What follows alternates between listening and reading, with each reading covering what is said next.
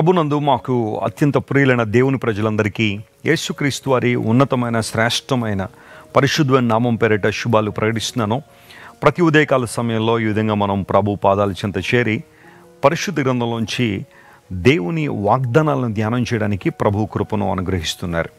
మీలో చాలామంది ఉదయాన్నే లేచిన తర్వాత ప్రార్థన చేసుకుని దేవుని వాక్యాన్ని చదివిన తర్వాత వాగ్దాన సందేశాన్ని విని ఆత్మలో బలపడుతున్నట్లుగా మీరు ఇస్తున్న సాక్ష్యాలను బట్టి నేను కూడా ప్రభువులో ఆనందిస్తున్నాను. దేవుని వాగ్దానాలే మనకు బలం. క్రైస్తవుడు ఎక్కడ ఆనందించగలడు అంటే దేవుని వాక్యములోనే. ఆయన ఆజ్ఞలను బట్టి అధికంగా ఆనందించువాడు అనే మాట 112 కీర్తనలో మనం చూస్తాం కదా. సో దేవునిలో మనం ఆనందించడం నేర్చుకోగలిగితే, వాగ్దానాలు బట్టి ధైర్యంగా బ్రతకడం నేర్చుకోగలిగితే ఏ సమస్య మనల్ని కృంగదీయదు, ఏ శ్రమ కూడా మనల్ని వెనుకకు లాగలేదు. ప్రభువులో ముందుకే సాగిపోయే అనుభవంలో మనం కొనసాగుతాం. ఈరోజు వాగ్దానంగా పరిశుద్ధ గ్రంథాలు తెరిచి 8వ కీర్తన 6వ వచనాన్ని చదువుకుందామా. Psalm 8:6. నీ చేతి పనుల మీద వానికి అధికారం ఇచ్చి ఉన్నావు. You made him to have dominion over the works of your hands.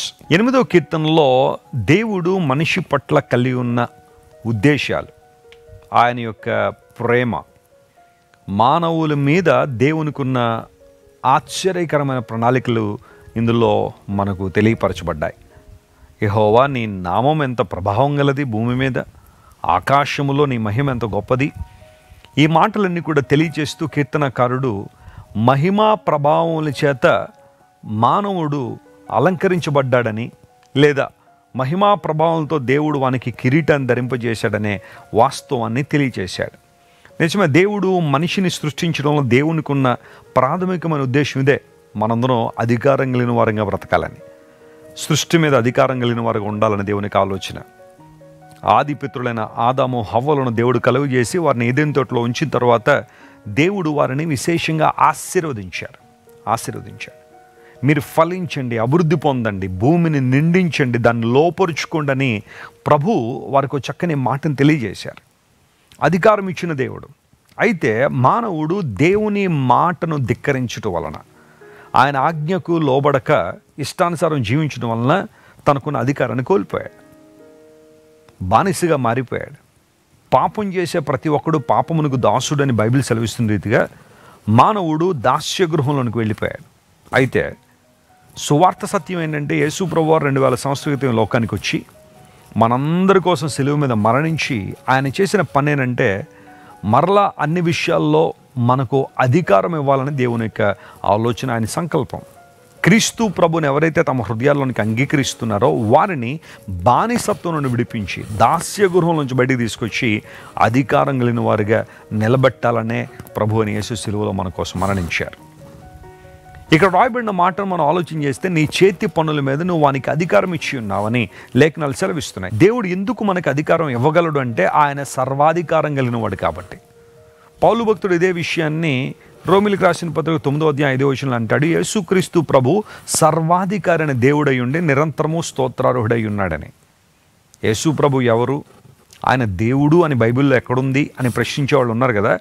Bible సెలవిస్తున్న మాట ఆయన సర్వాధికారము కలిగిన దేవుడని. ఆయన సర్వాధికారం కలిగిన దేవుడు కాబట్టే యేసు ప్రభువు వారి లోకంలో ఉన్నప్పుడు ఆయన శిష్యులను సువార్త పని మీద పంపిస్తున్నప్పుడు బైబిల్ సెలవిస్తూ ఉంది దేవుడు వారికి అధికారం ఇచ్చాడని. దయ్యముల శక్తి మీద వారికి అధికారం ఇచ్చిన దేవుడు రోగములను స్వస్థపరచడానికి అధికారం ఇచ్చి వారిని పంపించినప్పుడు వారు వెళ్ళి మొదట సువార్తను ప్రకటించి ఆ తర్వాత రోగులను స్వస్థపరిచారని సువార్తల్లో మనం చూస్తున్నాం. ప్రియులారా గమనించండి, దయ్యముల శక్తి మీద అధికారం ఇచ్చిన దేవుడు ఆయన. చాలాసార్లు దురాత్మలు, దయ్యపు శక్తులు నిన్ను వెనుకకు లాగాలని, విశ్వాసం నుంచి నిన్ను బలహీనపరచాలని, మీ విరోధన అపవాది ఎవరిని మింగుదునా అని వెతుకుతూ తిరిగిలాడుచున్నాడని పేతురు భక్తుడు అన్నట్టుగా అపవిత్రాత్మ శక్తులు అనేక సందర్భాల్లో నీ విశ్వాసపు యాత్ర నుంచి వెనక్కు తీసుకెళ్లాలని ప్రయత్నం చేస్తున్నప్పుడు యేసుక్రీస్తు ప్రభు నామము నీకు అధికారం ఇస్తూ ఉంది. యేసయ్య నామములో శక్తి ఉంది, ఆయన నామములో అధికారం ఉంది. ప్రభువుని ఆశ్రయించినప్పుడు మరల నీకు అధికారం అనుగ్రహించబడుతుంది. రక్షించబడిన వారు ఇకపై బానిసలు కాదు, రక్షించబడిన వారు ఇకపై దాస్యగృహంలో ఉన్నవారు కాదు, వారు విడుదల పొంది దేవుని అధికారంతో దేవుని కోసం పనిచేసేవారు. You have been given authority to work for God. దేవుని కోసం పని చేయడానికి నీకు అధికారం ఇవ్వబడింది. ఆయన చేతి పనుల మీద అధికారం ఇచ్చిన దేవుడు. ఇంకెందుకు కృంగిపోతున్నావు? ఇంకెందుకు నువ్వు అధైర్యపడుతున్నావు? చాలాసార్లు నాలో ఏమీ లేదండి, నేను పనికి మాలిన దాన్నండి, పనికి మాలిన వాడినండి, నేను అదండి ఇదండి అని చాలామంది కృంగిపోతూ ఉంటారు. అఫ్కోర్స్ ఒకప్పుడు మనందరం అలాంటి వాళ్ళమే. కానీ యేసుక్రీస్తు ప్రభు రక్తం ద్వారా కడగబడిన తర్వాత, ఆయన శిలువ రక్తము ద్వారా మనల్ని మనం శుద్ధి చేసుకున్నప్పుడు దేవుడు మనల్ని అధికారంతో నింపాడు. ఆయన కోసం పని చేయడానికి శక్తినిచ్చాడు. ఆయన ధైర్యంగా నువ్వు ముందుకు సాగిపోవాలి.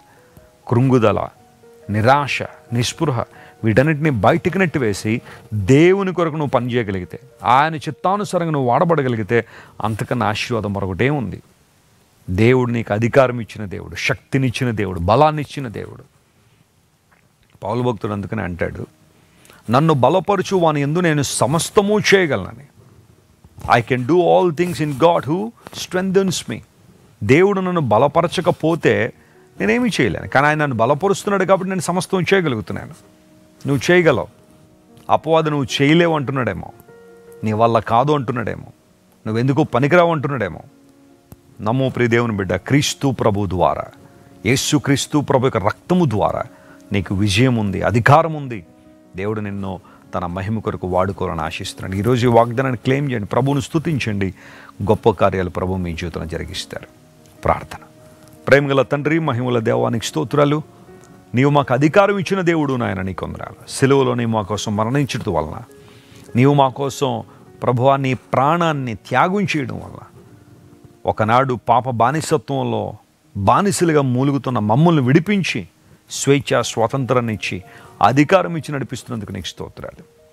దేవా, నువ్వు గొప్ప దేవుడు కనుక నీకు వందనాలు. బలపరిచి కృపలో వాడుకుని మా ప్రియులు ఎవరెవరైతే కృంగుదల, నిరాశలో, వైఫల్యంలో ఉన్నారో వారందరినీ లేవనెత్తి నీ కృపలో స్థిరపరచండి. ఘనత, మహిమ, ప్రభావం నీకు మాత్రమే ఆరోపిస్తూ యేసు నామం పేరిట అడిగి వేడుకొంచున్నాం తండ్రి. Amen, amen, amen. God bless you dear friends. Have a wonderful day. Christ worship centre ఓ బలమైన సంఘ ఉద్యమం. కొన్ని సంవత్సరాల క్రితం కేవలం ఇద్దరితో ప్రారంభించబడిన పరిచర్య నేడు ప్రపంచవ్యాప్తంగా లక్షలాది మందిని ప్రభావితం చేయుచున్నది. రాజమండ్రి, సికింద్రాబాద్, బెంగళూరు, చెన్నై, నెల్లూరు, దుబాయ్, బెహ్రైన్, కరీంనగర్, విశాఖపట్నం, గద్వాల్, కొవ్వూరు, మలకపల్లి, శ్రీలంక, భూటాన్, అడ్డతీగల, పాలమూరు, ఒంగోలు, బళ్ళారి, కోరుకొండ, పోతవరం, నల్లజర్ల, వెంకటరామయ్యగూడెం, మచిలీపట్నం, ఇందిరానగర్లతో పాటు అనేక గ్రామాల్లో క్రైస్ట్ వర్షిప్ సెంటర్ ఆరాధనలు జరుగుచున్నవి. వాక్య సంబంధమైన ఉద్యమంలో, పరిశుద్ధాత్మ సంరక్షణలో కొనసాగాలనుకునే ప్రతి ఒక్కరికి మా ప్రేమపూర్వక ఆహ్వానాన్ని అందిస్తున్నాము. రండి, ఆత్మతో సత్యముతో ప్రభువైన యేసుక్రీస్తును ఆరాధిద్దాం.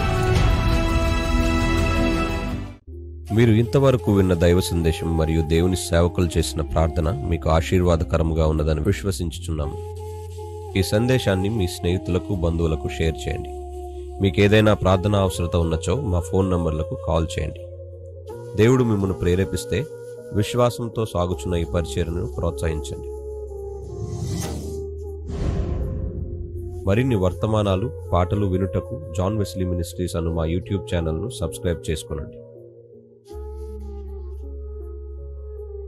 ప్రభువైన యేసుక్రీస్తు కృప మీకు తోడైండును గాక.